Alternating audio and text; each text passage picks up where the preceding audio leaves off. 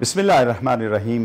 दोस्तों, अस्सलामु अलैकुम वरहमतुल्लाहि वबरकातुहू। चंद दिन पहले मैं इस्लामाबाद से लाहौर की तरफ सफ़र कर रहा था, जीटी रोड। पानी की हाजत हुई तो एक जगह, गालिबन ये गुजरात का कोई एरिया था, हम लोग रुके और पानी लेने के लिए जब नीचे उतरे तो थोड़ी दूर एक हजूम था जिसमें एक शोर शराबा भी था और कुछ लोग गुत्थम गुत्था भी थे। तो मुझे तजस्सुस हुआ कि इनमें क्या ऐसी बात हुई कि ये लोग हाथम पाई तक आ गए।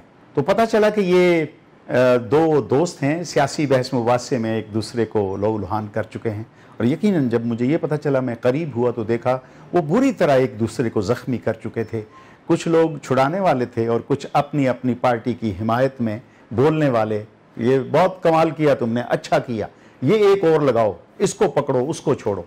खैर मैं वहाँ से निकल पड़ा क्योंकि ये मंज़र मेरे लिए बड़ा रूह फरसा था। लेकिन मैं रास्ते में सोचता रहा कि वही गलियां हैं, वही मोहल्ले हैं, वही घर हैं, वही शहर हैं जहां हमारे पुरखों से, नस्लों से, हमारे आबा व अजदाद से हम रह रहे हैं। सियासत भी होती आ रही है, इख्तलाफात भी होते हैं, लेकिन ये इख्तलाफात वो ज़हनी सोच के मुताबिक हों या आप किसी से इख्तलाफ करते हों या आपकी किसी से किसी मामले में दुश्मनी हो जाए, इस हद तक गैर इंसानी रवैये हमारी सोसाइटी में इतने तवातुर से नहीं आए थे।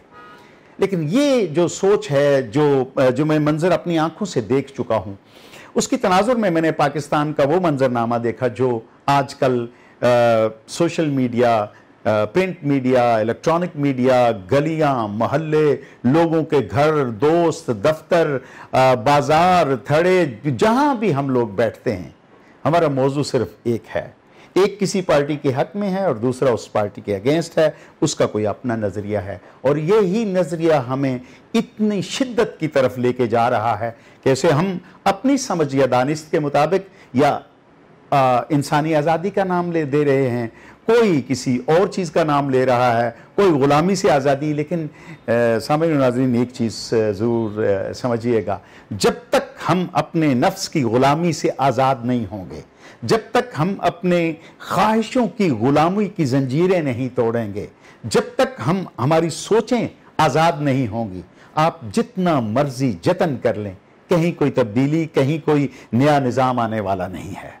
ये जोश और जज्बा दिखाने का वक्त वो है कि जब आपको हक के राय दही करने का वक्त हो। तो एक छोटी सी जगह पे मोहर लगाने, स्टैंप लगाने से पहले आप सोचें कि ये इतना बड़ा कीमती फैसला है जो आप करने जा रहे हैं। उस वक्त आपको सोचना है कौन आपके मुल्क के लिए बेहतर है, कौन आपकी कौम के लिए बेहतर है, कौन आपके बच्चों के मुस्तकबिल के लिए बेहतर है। आप जिस तरफ भी हैं, अल्लाह आपको मुबारक करे। मैं किसी सियासी पार्टी के ऊपर तनकीद नहीं कर रहा, मैं कहना यह चाह रहा हूं, अखलाकियात का दामन हाथ से मत छोड़िएगा। आप इस तरह का रवैया रखें कि दिन के वक्त अगर आप अपनी अपनी पार्टी के साथ काम करते हैं तो शाम को एक दूसरे को मिल के फिर अपने अपने घरों को जाया कीजिए। बल्कि मैं तो समझता हूं अगर नहीं मुलाकात हुई तो किसी के दरवाजे पे दस्तक दें कि दोस्त, आज हमारी मुलाकात नहीं हुई, तुम किसी और जगह पे बिजी थे, मैं सिर्फ आपको सलाम करके जाना चाहता हूं। मुझे उम्मीद है आपका दिन अच्छा गुजरा होगा और आपकी सुबह के लिए मैं दुआगो हूं। जरा करके देखिए इन चीजों को, आपको एक बड़ी मुस्बत तब्दीली महसूस होगी। ना रिश्ते टूटेंगे, ना दोस्तियां खत्म होंगी, ना आपके पड़ोस में एक दूसरे के साथ एक जंगो जिदाल की सूरत हाल पैदा होगी। ये हमारे लिए, हमारी नस्लों के लिए और बिलखुसूस हमारे वो नौजवान जिनकी अभी सोचें पक्की होती जा रही हैं, जो अभी एक पर्सनैलिटी डेवलपिंग के उसमें प्रोसेस में हैं, उनमें मुस्बत रवैया रखिए। आपके लिए, मेरे लिए, मेरी कौम के लिए, मेरे बच्चों के लिए, ये मैं बिलखुसूस अपने उन नौजवान साथियों के लिए मैं कह रहा हूँ जो मेरा रोशन मुस्तकबिल हैं, मेरे वतन की उम्मीद और मेरे वतन की बहार हैं। अपने मुल्क को बचाइए, अपनी सोचों को बदलिए और फिर फैसला कीजिए। अल्लाह आपको आपका इंतखाब मुबारक करे, लेकिन अखलाकी और मजहबी समाजी इक़दार को कभी न छोड़िएगा, वरना हम एक कौम नहीं हुजूम रह जाएंगे। अल्लाह आपका हामी।